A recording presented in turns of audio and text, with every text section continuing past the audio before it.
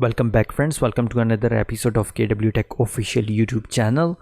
And in this video we are going to show you guys how you can hide and unhide chat on GP WhatsApp. So let's get started.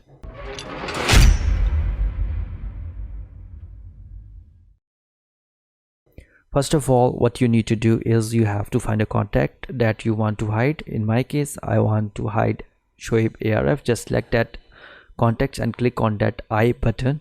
And after that you need to verify it.